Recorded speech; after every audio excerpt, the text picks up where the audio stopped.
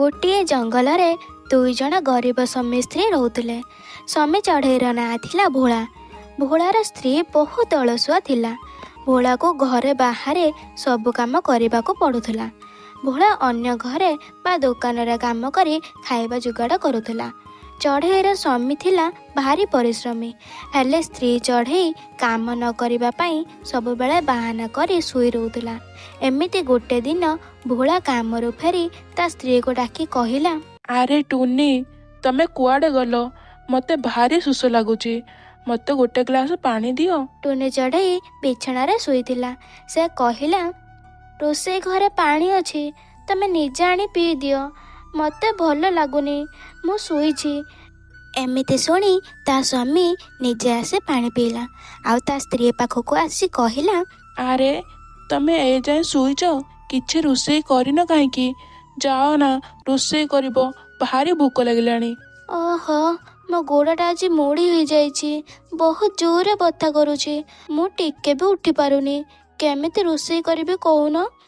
ଆଚ୍ଛା ହଉ, ତମେ ଉଠନି, ମୁଁ ରୋଷେଇ କରିଦେବି ଯାଉଛି। ହେଲେ ମୁଁ ଭାରି ଥକି ଯାଇଛି, ଖାଲି ଭାତ ଡାଲି ହିଁ ରାନ୍ଧିବି। ଏମିତି କହି ଭୋଳା ରୋଷେଇ କରିବାକୁ ଚାଲିଗଲା। ତା ସ୍ତ୍ରୀ ଶୋଇ ଶୋଇ ଭାବିଲା, ଆଜି ବି ଭାତ ଡାଲି ଏସବୁ ଖାଇ ଖାଇ ବିରକ୍ତ ଲାଗିଲାଣି। ଏମିତି ସେ ସ୍ୱାମୀ ସ୍ତ୍ରୀ ଦୁହେଁ ଦିନ କାଟୁଥିଲେ। ଭୋଳା ପ୍ରତିଦିନ ସକାଳୁ ସବୁ କାମ ସାରି ତା କାମକୁ ଯାଉଥିଲା। ଆଉ ଅଳସୁଆ ଟୁନି ତା ସ୍ୱାମୀ କାମକୁ ଯିବା ପରେ ଜଙ୍ଗଲ ଭିତରକୁ ବୁଲିବାକୁ ଯାଉଥିଲା। ଦିନେ ରାସ୍ତାରେ ତାର ଏକ ସାଙ୍ଗ ସହ ତାର ଦେଖା ହେଲା। ଆରେ ଟୁନି, ତୁ ଦିନ ସାରା ଖାଲି ଜଙ୍ଗଲରେ ବୁଲୁଛୁ, ତୋ ସ୍ୱାମୀ କ'ଣ ତତେ କିଛି କୁହେନି? ମୋ ସ୍ୱାମୀ ଏ କଥା ଜାଣିନାହାନ୍ତି। ସେ ଜାଣନ୍ତି ମୋ ଦେହ ଖରାପ ଆଉ ମୁଁ ଘରେ ଶୋଇଛି। ଏମିତି ଟୁନି କାମ ନ କରି ସେ କ'ଣ କ'ଣ ବାହାନା କରେ ତା ସାଙ୍ଗକୁ ସବୁ ଘଟଣା ଜଣେଇଦେଲା। ଆରେ ବା, ତୁ ତ ବହୁତ ଭଲ ବାହାନା କରି ଜାଣିଛୁ। ଯଦି କେବେ ତୋ ସ୍ୱାମୀ ସତ କଥା ଜାଣିଯାଏ ତାହେଲେ ତୋର କ'ଣ ହେବ କେବେ ଭାବିଛୁ? ତୁ କାହିଁ ସେସବୁ ଚିନ୍ତା କରୁଛୁ? ମୁଁ ତାଙ୍କୁ ଏମିତି ମିଛ କହେ ଯେ ସେ ମୋର ସବୁ କଥା ବିଶ୍ୱାସ କରନ୍ତି। ସେ ଏ ବିଷୟରେ କିଛି ବି ଜାଣିପାରିବେନି। ତୁ ଯାହା କହ ଟୁନି, ଏତେ ଅଳସୁଆ ହେବା ଠିକ୍ କଥା ନୁହେଁ। ମୁଁ ନିଜେ ଦେଖିଛି ତୋ ସ୍ୱାମୀ କେତେ ପରିଶ୍ରମ କରୁଛି। ତୁ ଯଦି ତାଙ୍କୁ ଟିକେ ସାହାଯ୍ୟ କରନ୍ତୁ, ତମେ ଦୁଇ ଜଣ କେତେ ଭଲରେ ଚଳିପାରନ୍ତ। ଏମିତି କଥା ହୋଇ ଟୁନିର ସାଙ୍ଗ ସେଠାରୁ ଚାଲିଯାଏ। ଗୋଟେ ଦିନ ଟୁନି ଚଢ଼େଇ ଯନ୍ତ୍ରଣାରେ ଚିତ୍କାର କରୁଥିଲା। ମୋ ପେଟ ଭାରି ଜୋର ବଥା କରୁଛି। ଆରେ ତମେ କୁଆଡ଼େ ଗଲ? ଆରେ ଟୁନି, ଏତେ ଜୋରରେ ଚିତ୍କାର କ'ଣ ପାଇଁ କରୁଛ? ଅଇଁଠା ବାସନ ସବୁ ବାହାରେ ପଡ଼ିଛି, ଯାଅ ଟିକେ ମାଜିଦେବ। ତମେ ଦେଖିପାରୁଛ ତ ମୋ ପେଟ ବଥାରେ ମୁଁ କେତେ କଷ୍ଟ ପାଉଛି। ତମେ ମୋତେ ଘର କାମ କରିବାକୁ କହୁଛ, ମୋ ଉପରେ କ'ଣ ତମର ଟିକେ ବି ଦୟା ଆସୁନି? ଆଚ୍ଛା ହଉ, ତମେ ଶୁଅ, ମୁଁ ଯାଉଛି, ଘରେ ସବୁ କାମ କରିଦେବି। ଏମିତି କହି ଭୋଳା ସବୁ ଅଇଁଠା ବାସନ ମାଜି ରୋଷେଇ କଲା। ଆଉ ତାପରେ ସେ କିଛି ଖାଇଦେଇ ତା ସ୍ତ୍ରୀ ପାଖକୁ ଆସିଲା। ରୋଷେଇ ଘରେ ତମ ପାଇଁ ଭାତ ଡାଲି ରଖିଛି, ପେଟ ବଥା ଛାଡ଼ିଲେ ଖାଇ ନେବ। ମୁଁ ଆଜି କାମ ଖୋଜିବାକୁ ପାଖ ଜଙ୍ଗଲକୁ ଯାଉଛି, ଫେରୁ ଫେରୁ ମୋର ଟିକେ ଡେରି ହବ। ସ୍ୱାମୀ ଚଢ଼େଇ ସେଠୁ ଚାଲିଗଲା। ଭୋଳା ଯିବା ପରେ ଟୁନି ଉଠି ରୋଷେଇ ଘରକୁ ଗଲା। ଆରେ ବା, ମୁଁ କେତେ ଭଲ ଅଭିନୟ କରିପାରୁଛି। ଏ ଖାଲି ସବୁଦିନେ ଭାତ ଡାଲି ରୋଷେଇ କରୁଛନ୍ତି। ମୁଁ ଯାଉଛି, ଆଜି ମୋ ପାଇଁ ଆଳୁଦମ ବନେଇବି ଆଉ ମଜା କରି ଖାଇବି। ଟୁନି ଚଢ଼େଇ ଆଳୁଦମ କରିବାକୁ ଚାଲିଗଲା। ରାସ୍ତାରେ ଭୋଳାର ଜଙ୍ଗଲର ମୁଖିଆ ସହ ଦେଖାହେଲା। ଆରେ ଭୋଳା, ଏତେ ତରତର ହୋଇ କୁଆଡ଼େ ଯାଉଛୁ? ମୁଖିଆ ଆଜ୍ଞା, ମୁଁ ପାଖ ଜଙ୍ଗଲକୁ କାମ ଖୋଜିବାକୁ ଯାଉଛି। ନିଜ ଜଙ୍ଗଲ ଛାଡ଼ି ତୁ ଅନ୍ୟ ଜଙ୍ଗଲକୁ କାମ ଖୋଜିବାକୁ ଯାଉଛୁ? ତୁ ଗୋଟେ କାମ କର, ଏମିତିରେ ବି ମୋ ଘରେ ଜଣେ କାମ କରିବ ବୋଲି ଖୋଜୁଥିଲି। ଦରମା କଥା ତୁ ଚିନ୍ତା କରନା, ମୁଁ ତତେ ଭଲ ହିଁ ଦରମା ଦେବି। ମୁଖିଆ ପାଖରୁ ଏକଥା ଶୁଣି ଭୋଳା ବହୁତ ଖୁସି ହୋଇଗଲା। ଆଉ ତୁରନ୍ତ ତା କଥାରେ ରାଜି ହୋଇଗଲା। ଆପଣ ସତ କହୁଛନ୍ତି ମୁଖିଆ ଆଜ୍ଞା, ମୁଁ ଆପଣଙ୍କ ଘରକୁ କାଲି ହିଁ କାମ କରିବାକୁ ଯିବି। ଏବେ ମୁଁ ଯାଉଛି। ତାପରେ ଭୋଳା ଘରକୁ ଫେରି ଆସିଲା। ବାହାରୁ ହିଁ ତାକୁ ଆଳୁଦମର ତରକାରୀର ବାସ୍ନା ଆସିଲା। ଆରେ ତରକାରୀର ବାସ୍ନା ଆସୁଛି, ବାସ୍ନା ତ ମୋ ଘରୁ ଆସୁଛି, ହେଲେ ଟୁନିର ତ ଦେହ ଖରାପ, ଆମ ଘରେ ରୋଷେଇ କିଏ କରୁଛି? ଯାଏ ଟିକେ ଦେଖି ଆସେ। ଏମିତି ଚିନ୍ତା କରି ଭୋଳା ଝରକା ପାଖକୁ ଗଲା ଆଉ ଦେଖିଲା ତା ସ୍ତ୍ରୀ ଆଳୁଦମ ତରକାରୀ କରୁଛି। ସେ ମନରେ ଭାବିଲା, ଟୁନିର ତ ଦେହ ଖରାପ ଥିଲା, ହେଲେ ସେ ତରକାରୀ କଣ ପାଇଁ ରାନ୍ଧୁଛି? ଓ, ଏବେ ବୁଝିଲି, ସେ କାମ ନ କରିବା ପାଇଁ ବାହାନା କରୁଥିଲା। ମୁଁ ମୋ ସ୍ତ୍ରୀକୁ ଯଦି ଏମିତି ଛାଡ଼ିଦେବି, ସେ ଧୀରେ ଧୀରେ ଆହୁରି ଅଳସୁଆ ହେଇଯିବ।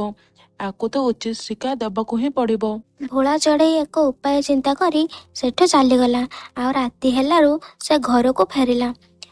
ତାକୁ ଦେଖି ଟୁନି କହିଲା, ଆରେ ତମେ ଏତେ ରାତିରେ ଘରକୁ ଫେରିଲ ଯେ? ମତେ ଭାରି ଭୋକ ଲାଗିଲାଣି, ଯାଅ ରୋଷେଇ କରିବ।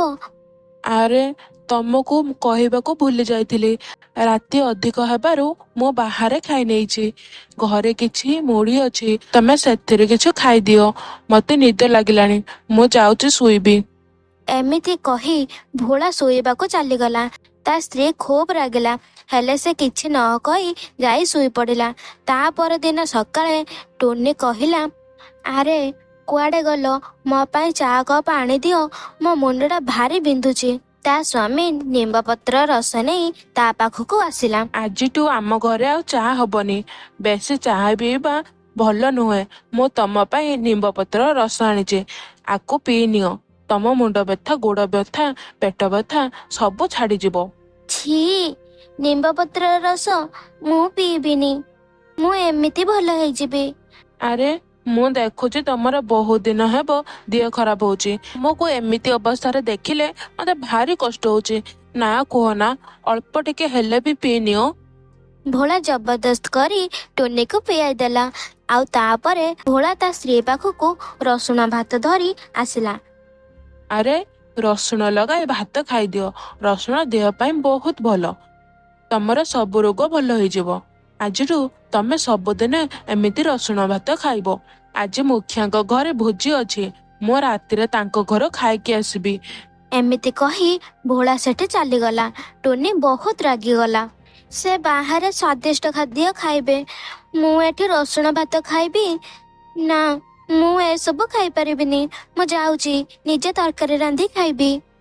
ଏମିତି କହି ଟୁନି ରୋଷେଇ ଘରକୁ ଗଲା, ହେଲେ ସେଠି ରାନ୍ଧିବା ପାଇଁ କିଛି ପରିବା ପାଇଲାନି। ଆଗରୁ ହିଁ ତା ସ୍ୱାମୀ ସବୁ ପରିବା ଲୁଚେଇ ଦେଇଥିଲା।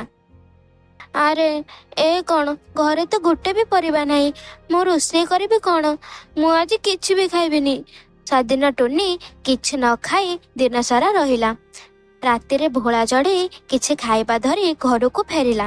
ଭୋଳା ହାତରେ ଖାଇବା ଦେଖି ଟୁନି କହିଲା, ତମେ ମୋ ପାଇଁ ଏ ଖାଇବା ଆଣିଛ ନା? ଦିଅ ଦିଅ, ମତେ ଭାରି ଜୋର ଭୋକ ଲାଗିଲାଣି। ମୁଁ ଆଗରେ କିଛି ଟିକେ ଖାଇଦିଏ। ଆରେ, ଏସବୁ ତମ ପାଇଁ ନୁହଁ। ଏସବୁ ତେଲ ମସଲା ଖାଇବା। ତମେ ଖାଇଲେ ତମ ଦେହ ଆହୁରି ଖରାପ ହବ। ଏମିତି କହି ଭୋଳା ସେ ଖାଇବା ଗୋଟେ ଜାଗାରେ ରଖିଦେଇ ଶୋଇପଡ଼ିଲା। ଟୁନି ଆଉ କିଛି ନ କହି ଶୋଇପଡ଼ିଲା। ଅଧରାତିରେ ଟୁନି ଉଠି ସେ ଚୁପ୍ ଚୁପ୍ ସେ ଖାଇବା ପାଖକୁ ଗଲା। ଯେମିତି ସେ ଖାଇବା ଆରମ୍ଭ କଲା, ଭୋଳା ଉଠି ଘରର ସବୁ ଲାଇଟ୍ ଜଳେଇ ଦେଲା। ଆଉ ତା ପାଖକୁ ଆସି କହିଲା, ଏ କ'ଣ ଟୁନି, ତମେ କ'ଣ ପାଇଁ ଏ ଖାଇବା ଖାଉଛ? ତମର ବା ପେଟ ଖରାପ? ହଠାତ୍ ଟୁନି ତା ସ୍ୱାମୀକୁ ଦେଖି ଡରିଗଲା ଆଉ ସବୁ ସତ କଥା କହିଦେଲା। ମୋର ଭୁଲ ହେଇଯାଇଛି, ମୋ ଦେହ ପେଟ ପୁରା ଭଲ ଅଛି। ମୁଁ କାମ ନ କରିବି ବୋଲି ବାହାନା କରୁଥିଲି। ମୁଁ ଜାଣିଥିଲି ତମେ କାମ ନ କରିବ ବୋଲି ବାହାନା କରୁଛ। ତମ ମୁହଁରୁ ସତ କଥା ବାହାର କରିବା ପାଇଁ ମୁଁ ଏସବୁ କରୁଥିଲି। ମତେ କଥା ଦିଅ, ତମେ ଆଉ ଦିନେ ବି ମିଛ କହିବନି। ମତେ କାମରେ ସାହାଯ୍ୟ କରିବ। ହଁ ହଁ, ମୁଁ ଆଜିଠୁ ଏମିତି କେବେ କରିବିନି। ତମକୁ କାମରେ ସାହାଯ୍ୟ କରିବି। ମୁଁ ତମକୁ ଆଉ ଦିନେ ବି ମିଛ କହିବିନି। ତମେ ବି ମତେ କୁହ, ତମେ ଆଉ ମତେ ନିମ୍ବପତ୍ର ରସ ପିଏଇବନି। ମତେ ଭାରି ଭୋକ ଲାଗିଲାଣି। ଏବେ ତ ମତେ ଖାଇବାକୁ କିଛି ଦିଅ। ହଁ, ଏବେ ଖାଇଦିଅ। ମୁଁ ତୁମରି ପାଇଁ ଏ ଖାଇବା ଆଣିଥିଲି। ସେଦିନ ପରଠାରୁ ଟୁନି ପୁରାପୁରି ବଦଳିଗଲା ଆଉ ଘରର ସବୁ କାମ କଲା। ଏମିତି ସେ ସ୍ୱାମୀ ସ୍ତ୍ରୀ ବହୁତ ଖୁସିରେ ରହିଲେ।